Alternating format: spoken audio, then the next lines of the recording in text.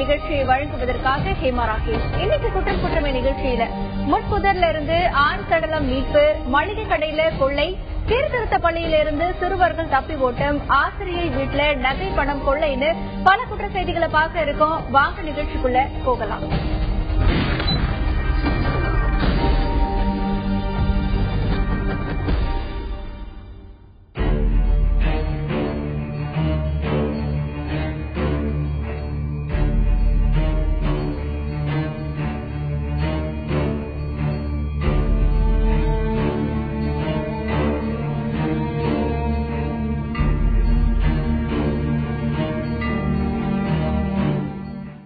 இந்த காட்சிக்கான செய்தியை நிகழ்ச்சியோட இறுதியில பார்க்கலாம். முதல்ல கொலை சம்பந்தமான செய்திகளை பார்க்கலாம்.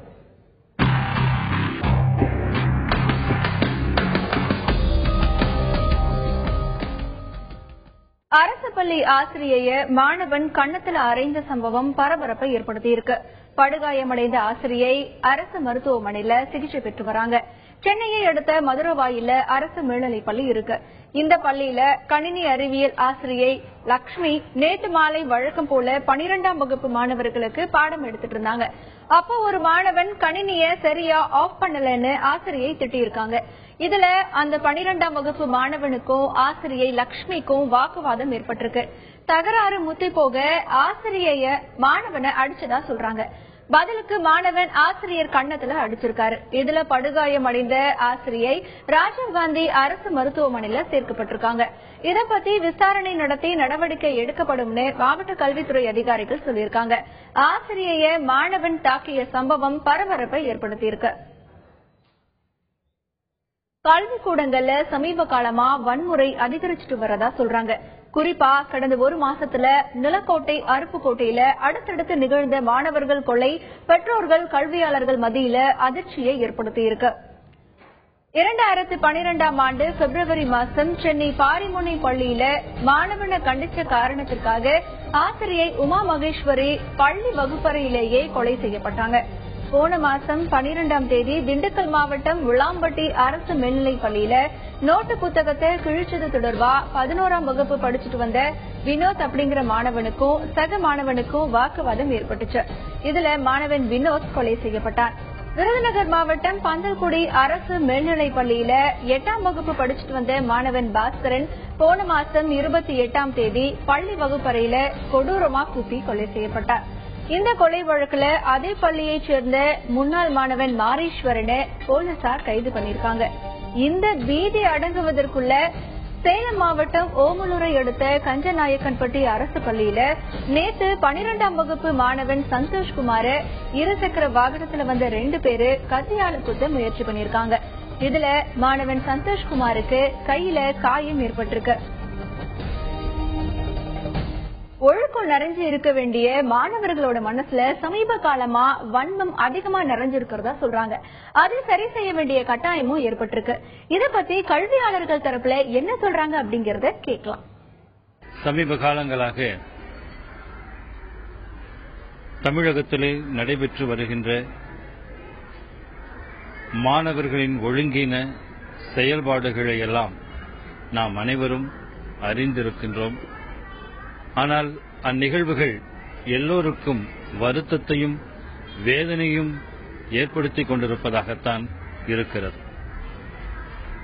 இந்த நிகழ்வுகள் ஏற்படுவதற்கு காரணங்கள் என்ன என்பதை பலரும் பல விதங்களிலே ஆய்வு செய்து கொண்டிருக்கின்றார்கள்.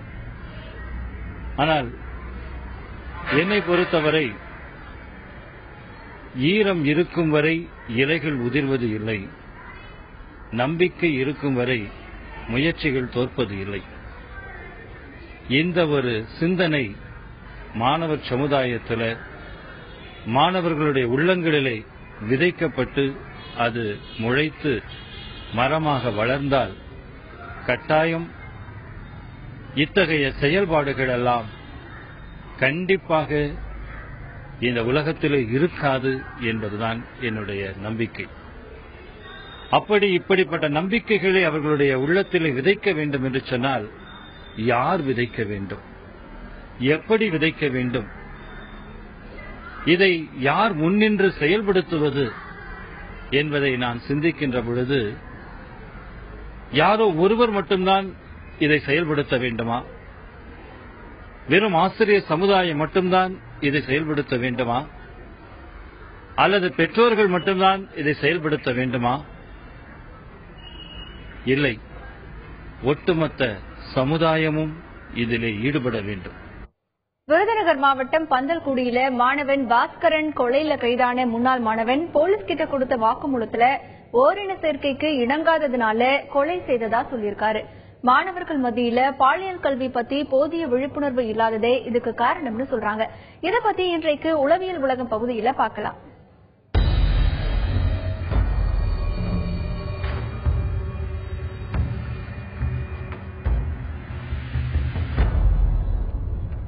இருக்க குழந்தைகள் பருவ சூழ்நிலையில் இந்த பாலியல் பிரச்சனைகள் இது முக்கிய காரணமாக கருதப்படுவது என்னவென்றால் பேரண்ட்ஸ், டீச்சர்ஸ் மேல்பார்வை இல்லாத முக்கிய காரணமாக கருதப்படுகிறது. வீட்டுக்கு வந்தா அம்மா அப்பா வேலைக்கு போயிருப்பாங்க, இல்ல அம்மா சமையல் பண்ணிட்டு இருப்பாங்க, அப்பா டிவி பார்த்துட்டு இருப்பாங்க. குழந்தை என்ன பண்ணும், நெட்லயோ இல்ல போன்லயோ வீடியோ பார்க்கறது, கேம்ஸ் பார்க்கறது, நெட்ல போய் வீடியோஸ் டவுன்லோட் பண்ணி பார்க்கறது, இது ஒரு முக்கிய காரணமாக பாலியல் பிரச்சனைகள்ல முக்கிய காரணமாக நெட்டு கருதப்படுகிறது. நெட்டு சில விஷயத்துல பல விஷயத்துல நல்லது சொன்னாலும் சில விஷயத்துல குழந்தைகள் மனசை தள்ளாடுறத மாதிரி உண்டாக்குவது நெட்டு ஒரு காரணமாக இருக்கிறது. நெட்டு பார்க்கும்போது குழந்தைகள் நெட்டு பார்க்கும்போது பேரண்ட்ஸ் பக்கத்திலே உட்கார்ந்துட்டு அவங்க எந்த பாக்குறாங்க, என்ன பண்ணிட்டு இருக்காங்க, நெட்ல போய் என்ன பண்றாங்க, அவங்கள மேல் பார்வை பார்த்தால் இந்த மாதிரி பாலியல் கொடுமையிலிருந்து குழந்தைகளை காப்பாற்றலாம். இரண்டாவது, பாலியல் பிரச்சனைகளை பத்தி அவங்களுக்கு போதிய விழிப்புணர்வுகள் பேரண்ட்ஸும் சொல்லணும், டீச்சர்ஸும் கிளாஸ்ல சொன்னா அந்த பாலியல் இதுல இருந்து அவங்க வெளியே வர்றதுக்கு வாய்ப்புகள் இருக்கு. மூணாவது முக்கிய பிரச்சனை என்னன்னா அடிக்ஷன். இப்போ டீனேஜ் குழந்தைகள் நிறைய போதைப் பொருள்களுக்கு அடிமையாகிறாங்க. உதாரணத்துக்கு கஞ்சா, குடி. அவங்கள அதுல ஒரு ஸ்டேஜுக்கு போனதுக்கு அப்புறம் அவங்க என்ன பண்றாங்க ஏது பண்றாங்கன்னு அவங்க மனசே அறியாம இருக்கு. இப்போ ரீசெண்டா எடுத்துட்டீங்கன்னா புதுக்கோட்டை பக்கத்துல நடந்த வன்முறை, கொலை, அதே மாதிரி திண்டுக்கல்ல 2-3 இன்சிடென்ட்ஸ் நடந்திருக்கு. இது எல்லாமே குழந்தைகளோட மனசு, அவங்க குழந்தை எப்படி வளர்க்கிறாங்க, எந்த சூழ்நிலையில வளரப்படுறாங்க, யார் யார் ஃப்ரெண்ட்ஸ், யார் யாரு கூட பழகுறாங்க, இது எல்லாம் எடுத்துட்டீங்கன்னா இந்த பாலியல் விவகாரத்திலிருந்து குழந்தைகளை மீட்டு கொண்டு வரலாம். போதை பழக்கத்திலிருந்து குழந்தைகளை மீட்டு கொண்டு வரலாம். முட்புதர்ல இருந்து அடையாளம் தெரியாத இளைஞர் சடலத்தை மீட்டிருக்காங்க. அவரு எந்த ஊரை சேர்ந்தவரு, கொலை செய்யப்பட்டாரான்னு போலீசார் விசாரணையை நடத்திட்டு வராங்க. விழுப்புரம் மாவட்டம் மாம்பழப்பட்டு சாலையில ரயில்வே கேட் பக்கத்துல இருக்கிற முட்புதர்ல அழுகிய நிலையில சடலம் ஒண்ணு கடந்திருக்கு. இதை பார்த்தவங்க போலீசுக்கு தகவல் கொடுத்திருக்காங்க. சம்பவ இடத்துக்கு வந்த போலீசார் 40 வயது மதிக்கத்தக்க ஆண் சடலத்தை மீட்டு முண்டியம்பாக்கம் அரசு மருத்துவக் கல்லூரி மருத்துவமனைக்கு அனுப்பி வச்சிருக்காங்க. உடல்ல ஆங்காங்கே காயங்கள் இருந்திருக்கு. இதனால அவரு அடிச்சு கொலை செய்யப்பட்டிருக்கலாம்னு போலீசார் சந்தேகப்படுறாங்க. சடலமா கடந்தவர் யாரு, எந்த ஊரை சேர்ந்தவர்னு தெரியல. இத பத்தி வழக்கு பதிவு பண்ண போலீசார் பல்வேறு கோணங்கள்ல விசாரணையை நடத்திட்டு வராங்க. காலையில இங்க கேட்டு டீ சாப்பிட வருவோம். இப்போ டீ கடைக்கு நீ காலையில வரக்குள்ள ஸ்மெல் அடிச்சுது. எல்லாரும் போயிட்டு பாத்துட்டு இருந்தாங்க. என்னன்னு போய் பார்க்கக்குள்ள ஒரு வயசானவர் இறந்து கிடக்குறாரு. முகம்லாம் எரிஞ்சு போன மாதிரி இருக்குது. அவரு லுங்கி சட்டையும் போட்டிருக்காப்ல, லுங்கி கோடு போட்டு லுங்கி போட்டிருக்காப்ல. ஆள் ரொம்ப உப்பி போன மாதிரி இருக்கு. முகலாம் அடையாளம் தெரியல, முகலாம் எரிஞ்சு போன மாதிரி இருக்குது. அப்புறம் போலீஸுக்கு தகவல் கொடுத்தோம். போலீஸாரங்க விசாரணை நடத்திட்டு இருக்காங்க. பாத்துருக்காங்க. இன்னும் யாரு என்னன்னு அடையாளம் தெரியல. காட்டு பகுதியில இருந்து சடலமா மீட்கப்பட்ட பெண் யாருன்னு போலீசார் அடையாளம் கண்டுபிடிச்சிருக்காங்க. காஞ்சிபுரத்துல இருந்து தாம்பரம் போற வழியில இருக்கிற நத்தாநல்லூர் காட்டு பகுதியில பெண் சடலம் ஒண்ணு கிடந்திருக்கு. இதை பார்த்தவங்க போலீசுக்கு தகவல் கொடுத்திருக்காங்க. சம்பவ இடத்துக்கு வந்த போலீசார் சுமார் 25 வயசு மதிக்கத்தக்க பெண் சடலத்தை மீட்டிருக்காங்க. இவங்க பாலியல் பலாத்காரம் செஞ்சு கொலை செய்யப்பட்டிருக்கலாம்னு போலீசார் சந்தேகப்பட்டாங்க. இவங்க யாருன்னு அடையாளம் தெரியாததுனால சடலத்தை மீட்டு பிரேத பரிசோதனைக்காக செங்கல்பட்டு அரசு மருத்துவமனைக்கு அனுப்பி வச்சாங்க. பெங்களூர்ல இதுபோல காட்டு வளர்ப்பு திட்டத்துல அடையாளம் தெரியாத ஒரு பெண் வந்து செத்துருக்காங்க. அது யாருன்னு தெரியல. இப்போ எஸ்பி காவல்துறை அனைத்தும் வந்து விசாரிச்சிருக்காங்க. அடையாளம் தெரியாது யாருன்னு தெரியல. இதுவரெல்லாம் எந்த பிரச்சனை நடக்கல. இதுதான் ஃபர்ஸ்ட் டைமா வந்து நடந்திருக்குது. வாலாஜாபாத் காவல்துறையில இருந்து வந்து இன்ஸ்பெக்டர் வந்துருக்காரு, எஸ்ஐ வந்துருக்காரு, அப்புறம் எஸ்பி வந்துருக்காரு, டிஎஸ்பி வந்துருக்காரு. எல்லாம் வந்து விசாரணை பண்ணிக்கிறாங்க. இது முதல் முறையா இது அடிக்கடி வந்து இந்த காடு வளர்ப்பு திட்டம் வச்சதுனால ஸ்கூல் பசங்களை கூட எல்லாருமே வந்து நைட்டு பகல்ல கணக்கு இல்ல. இட்டு காலையில 7 மணி தான் ஸ்கூல் கிளம்பி வர மாதிரி வருது. ஆனா இட்டு இந்த காட்டுக்கிட்டு வந்துடுறாங்க, பையன் எங்கேயோ வச்சுட்டு வந்துடுறாங்க. இந்த காட்டுல இருந்து அது மாதிரி வந்து ரொம்ப ரொம்ப இதுவா நடக்குது. இத பத்தி வழக்கு பதிவு பண்ண போலீசார் 2 தனிப்படை அமைச்சு தீவிர விசாரணையை நடத்திட்டு வந்தாங்க. போலீஸ் விசாரணையில கொலை செய்யப்பட்டு கிடந்த பெண் யாருன்னு தெரிய வந்திருக்கு. இவங்க சென்னை தேனாம்பேட்டை பகுதியைச் சேர்ந்த லோகேஸ்வரின்னு சொல்றாங்க. இவங்களுக்கு கல்யாணமாக்கி மாரிமுத்துன்னு கணவர் இருக்காரு. 29ஆம் தேதி வாலாஜாபாத் போறதா சொல்லி லோகேஸ்வரி வீட்ல இருந்து கிளம்பி இருக்காங்க. ஆனா அவங்க வாலாஜாபாத் போகாம வழியிலேயே காணாம போயிட்டாங்க. இந்த நிலையில நத்தாநல்லூர் காட்டுல சடலமா கிடந்திருக்காங்க. செல்போன் கடையில இருந்து 5 லட்சம் ரூபாய் மதிப்புள்ள செல்போன்கள் பணம் கொள்ளை போயிருக்கு. விருதுநகர் மாவட்டம் அருப்புக்கோட்டை திருச்சூழியில பாலசுப்ரமணியன் அப்படிங்கிறவரு செல்போன் கடையை வச்சிருக்காரு. இவரு இன்னைக்கு காலையில வந்தப்போ கடை திறந்திருந்திருக்கு. கடையில இருந்த செல்போன்கள் திருடு போயிருந்திருக்கு. இத பத்தி பாலசுப்ரமணியன் போலீசுக்கு தகவல் கொடுத்தாரு. போலீஸ் வந்து விசாரணை நடத்தினப்போதான் 5 லட்சம் ரூபாய் மதிப்புள்ள செல்போன்கள் 60,000 ரூபாய் பணம் கொள்ளை போனது தெரிய வந்திருக்கு. விருதுநகர்ல இருந்து கைரேகை நிபுணர்கள் கொள்ளை நடந்த இடத்துக்கு வந்து தடயங்களை சேகரிச்சிருக்காங்க. இந்த கொள்ளையை பத்தி வழக்கு பதிவு பண்ண போலீசார் கொள்ளையர்களை வலை வீசி தேடிட்டு வராங்க. செல்ல மொபைல் கடையை வந்து நைட்டு 10 மணிக்கு மூடிட்டு காலைல 9 மணிக்கு வந்து கடை திறந்து பார்க்கும்போது வெண்டிலேட்டர் உடைச்சு பால் சீலிங் வழியா உள்ள நுழைஞ்சு 30 மொபைலையும் 6 லட்சம் ரூபாய் மதிப்புள்ள பொருளையும் தீர்த்துட்டாங்க. மளிகை கடையோட பூட்டை உடைச்சு 22,000 ரூபாய் பணத்தையும் மளிகை பொருட்களையும் மர்ம நபர்கள் கொள்ளையடிச்சிட்டு போயிட்டாங்க. தாம்பரத்தை அடுத்த சேலையூர் அகரன் தென் கிராமத்துல சவுந்தரராஜன் அப்படிங்கிறவரு மளிகை கடை நடத்திட்டு வராரு. இவரு நேற்று காலையில கடையை திறக்க வந்தப்போ ஷட்டர்ல இருந்து பூட்டு உடைக்கப்பட்டிருந்திருக்கு. இத பார்த்து சவுந்தரராஜன் அதிர்ச்சி அடைஞ்சாரு. உள்ள போய் பார்த்தப்போ கள்ளாப்பட்டியில இருந்த 22,000 ரூபாய் பணம், 15,000 ரூபாய் மதிப்புள்ள மளிகை பொருட்கள் கொள்ளை போனது தெரிய வந்திருக்கு. இந்த கொள்ளையை பத்தி கடை உரிமையாளர் சவுந்தரராஜன் சேலையூர் போலீஸ் கிட்ட புகார் கொடுத்திருக்காரு. சம்பவ இடத்துக்கு வந்த போலீசார் கைரேகை நிபுணர்கள் உதவியோட தடயங்களை சேகரிச்சிருக்காங்க. இதே போல ஆலப்பாக்கம் பகுதியில டாஸ்மாக் கடையோட பூட்டை உடைச்சு கொள்ளையடிக்க முயற்சி நடந்திருக்கு. சத்தம் கேட்டு பார் ஊழியர்கள் வந்ததுனால கொள்ளையர்கள் தப்பிச்சு போயிட்டாங்க. டெய்லி நைட்டு 9 மணிக்கு கடை மூடுறேன். எனக்கு போல அடிச்சுட்டு நேற்று அடிச்சுட்டு நைட்டு 9 மணி அடிச்சுட்டு காலைல 5 மணிக்கு வந்து பார்க்குறேன் கடை ஓப்பனில் இருக்கு. என்னென்னு ஒன்றும் புரியல. எல்லாமே சரி நம்ம சொல்லிட்டு கம்ப்ளைண்ட் பண்ணிட்டு நேரம் ஸ்டேஷன் வந்து கம்ப்ளைண்ட் கொடுத்துருங்க. எவ்வளோ போயிருக்கு பணம் 22,000 பணம், 5,000 ரூபாய்க்கு மல்லிகை சாமான் பொருள்லாம் பண்ணிடுவேன். அதில் திருடு போயிடுச்சு நைட்டு. அதுக்கு போலீஸில் கம்ப்ளைண்ட் கொடுத்துருக்கோம். தக்க நடவடிக்கை எடுக்கிறேன்னு சொல்லியிருக்காங்க. எவ்வளோ போயிருக்கு? எவ்வளோ 22,000 ரூபாய் பணமும் ஒரு 15,000 ரூபாய் பொருளும், பருப்பு, பூஸ்ட், ஹார்லிக்ஸ் இது மாதிரி நிறைய போயிடுச்சு. இன்னும் சில்லறைங்க நிறைய எடுத்து வச்சுருந்தாங்க, ஒரு 8,000 ரூபாய் கிட்ட, அதுவும் போயிடுச்சு. போலீஸில் தகவல் கொடுத்துருக்கோம். பட்டப்பகல்ல பெண்கள் கிட்ட இருந்து 20 சவரன் செயினை மர்ம நபர்கள் பறிச்சுட்டு போன சம்பவம் பரபரப்பை ஏற்படுத்தியிருக்கு. காஞ்சிபுரம் வைகுண்ட பெருமாள் கோவில் தெருவை சேர்ந்தவர் தேவராஜ். இவருடைய மனைவி லோகேஸ்வரி சாலையில நடந்து போயிட்டு இருந்தாங்க. அப்போ இருசக்கர வாகனத்துல வந்த மர்ம நபர்கள் 2 பேரு லோகேஸ்வரி கழுத்துல இருந்த 10 சவர நகைய பறிச்சுட்டு போயிட்டாங்க. இதே போல மாமல்ல நகர்ல சாலையில போன பெண் கிட்ட இருந்து 10 சவரன் தாலி செயினை பறிச்சுட்டு போயிட்டாங்க. 20 சவரன் தாலி செயினை இருசக்கர வாகனத்துல வந்த மர்ம ஆசாமிகள் பறிச்சுட்டு போன சம்பவம் பெண்கள் மத்தியில பீதியை ஏற்படுத்தியிருக்கு. இந்த 2 செயின் பறிப்பு சம்பவத்தை பத்தி போலீஸ் கிட்ட புகார் கொடுத்திருக்காங்க. போலீசார் வழக்கு பதிவு பண்ணி மர்ம ஆசாமிகளை தேடிட்டு வராங்க. 10 சவரன் எங்கள் எதிர் வீட்டில் இருக்கிறவங்களுக்கு போயிடுத்து. இதையெல்லாம் கேட்கும் போது எங்களுக்கு ரொம்ப பயமாக இருக்கிறது. நீங்கள் போலீஸ் துறையில நிறைய எங்களுக்கு பாதுகாப்பு கொடுக்கணும். ரோந்து அடிக்கடி நைட்ல வரதோ பகல்ல வரும்.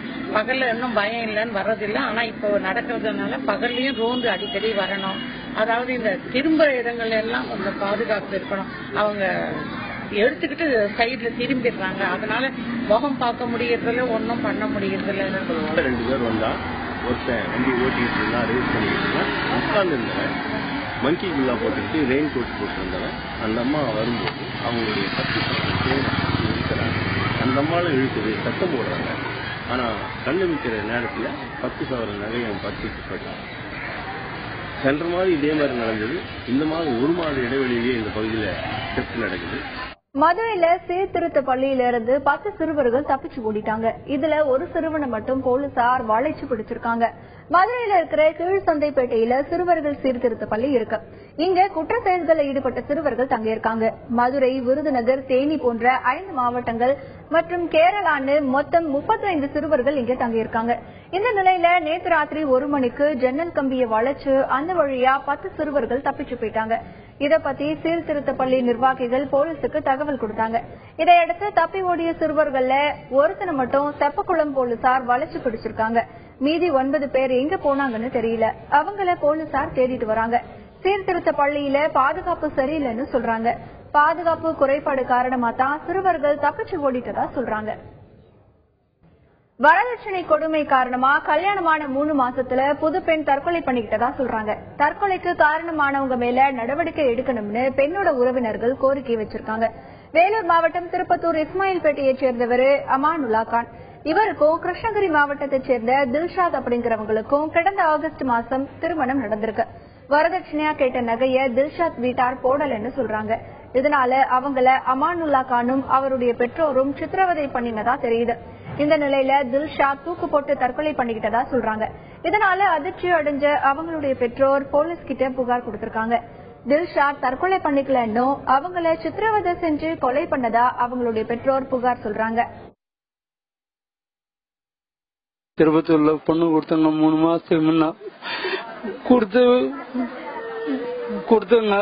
இப்ப நேற்று வந்து உடம்பு சரியில்லை, ஃப்ரெண்ட் போன் பண்ணோம், வந்து பார்த்தப்ப பொண்ணு இறந்துட்டு இருக்கு. கேட்டா வந்து தூக்கு போட்டுச்சு அப்படின்றாங்க. நாங்க வந்து சப் கலெக்டர் கிட்ட மனு கொடுத்துன்னு இருக்கிறோம். இப்போ வந்து அது மெயின் காரணம் வந்து போச்சம்பள்ளி முன்னி, அப்புறம் வந்து அவங்க மாமியா, அப்புறம் அவங்க ஹஸ்பண்டும் அவங்க மச்சனும் 4 பேரை அரெஸ்ட் பண்ணணும், நடவடிக்கை எடுக்கணும். இங்க கட்டி கொடுத்துங்க. ஆனா ஒண்ணு எங்க கிட்ட எதுவும் சொல்றதில்ல. நேத்து திடீர்னு போன் பண்ணாங்க, இது மாதிரி உடம்பு சரியில்லைன்னு சொன்னதுனால நாங்க வந்தோங்க. வந்ததுனால பார்த்தா கீழே படுக்க வச்சுட்டு இருந்தாங்க. பார்த்தா ஒண்ணுமே இல்லாத செத்த பணமா இருந்தா எங்களுக்கெல்லாம் அவங்க மேல சந்தேகமா இருக்குது. அது வாணியம்பாடியில 7ஆம் வகுப்பு மாணவிய ஆசிரியர் பெரும்பாலும் அடிச்சதா சொல்றாங்க. இதுல காயமடைஞ்ச அந்த மாணவிய அரசு மருத்துவமனையில சேர்த்திருக்காங்க. வேலூர் மாவட்டம் வாணியம்பாடியை அடுத்த கோடாமேடு பகுதியைச் சேர்ந்தவர் அலெக்சாண்டர். இவருடைய 13 வயசு மகள் அமிட்டோ நகராட்சி நடுநிலைப் பள்ளியில 7ஆம் வகுப்பு படிச்சுட்டு வந்திருக்காங்க. மாணவி அமிட்டோவை ஜோதிராமலிங்கம் அப்படிங்கிற ஆசிரியர் பெரும்பாலும் அடிச்சதா சொல்றாங்க. இதுல மாணவிக்கு காயம் ஏற்பட்டிருக்கு. அந்த மாணவி இப்போ வாணியம்பாடி அரசு மருத்துவமனையில சிகிச்சை பெற்று வராங்க. நகராட்சி நடுநிலைப்பள்ளி கோணமேடு வாணியம்பாடியில இருக்கிறேன். அங்க கிளாஸ்ல புக்கெல்லாம் அடிச்சு வச்சிருந்தேன். சாயந்தரம் 4 மணி இருக்கும். அப்போ சார் வந்து சீக்கிரம் போமா, வீட்டுக்கு போமா அப்படி திட்டினாரு. எதுவும் சார் 2 நிமிஷம் கொஞ்சம் புக்கெல்லாம் எடுத்து வச்சிருந்தேன். உடனே குச்சி எடுத்து அடிச்சுட்டாரு. கை மேல இங்க அடிச்சுட்டாரு. அதுக்கப்புறம் அதுன்னு வீட்டுக்கு வந்துட்டேன். நிகழ்ச்சியோட தொடக்கத்துல பார்த்த காட்சிக்கான செய்தியை இப்ப பார்க்கலாம். ஆசிரியை வீட்டோட பூட்டை உடைச்சு 12 சவரன் நகை 1.5 கிலோ வெள்ளிய மர்ம நபர்கள் கொள்ளையடிச்சிட்டு போயிட்டாங்க. நாகை மாவட்டம் சீர்காழியை அடுத்த சட்டநாதபுரம் கம்பன் நகரை சேர்ந்தவர் மாலதி. இவரு அரசு பள்ளியில ஆசிரியரா வேலை பார்த்துட்டு வராரு. நேத்து மாலதி வீட்டை பூட்டிட்டு சொந்தக்காரர் வீட்டுக்கு போயிருக்காங்க. இன்னைக்கு காலையில வந்து பார்த்தப்போ வீட்டோட முன்பக்க கிரில் கதவுல இருந்த பூட்டு உடைக்கப்பட்டிருந்திருக்கு. உள்ள போய் பார்த்தப்போ பொருட்கள் எல்லாமே சிதறி கிடந்திருக்கு. பீரோவுல இருந்த 1,75,000 ரூபாய் பணம், 12 சவரன் நகை, 1.5 கிலோ வெள்ளி கொள்ளை போனது தெரிய வந்திருக்கு. இத பார்த்து அதிர்ச்சி அடைஞ்ச அவங்க போலீசுக்கு தகவல் கொடுத்திருக்காங்க. சம்பவ இடத்துக்கு வந்த போலீசார் தடயங்களை சேகரிச்சாங்க. இந்த துணிகர திருட்டு சம்பவம் குடியிருப்பு வாசிகள் மத்தியில பீதியை ஏற்படுத்தியிருக்கு. அவங்க வந்து நேற்று நாகூர் பங்கனுக்காக நேற்று 3:30 மணிக்கு வீட்டை விட்டு போனாங்க.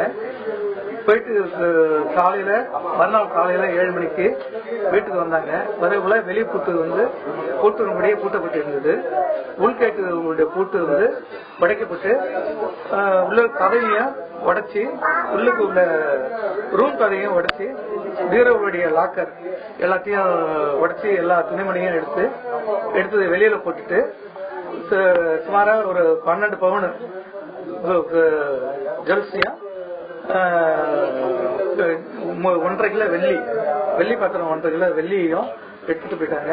பணம் ஜிபிஎஃப் பணத்துல இருந்து எடுத்து வச்சிருந்தோம் 1.75 அந்த ஜிபிஎஃப் பணத்தையும் எடுத்துட்டு போயிட்டாங்க. இத்துடன் இன்றைய குற்றம் குற்றமே நிறைவடைகிறது. மீண்டும் அடுத்த நிகழ்ச்சியில் சந்திக்கலாம்.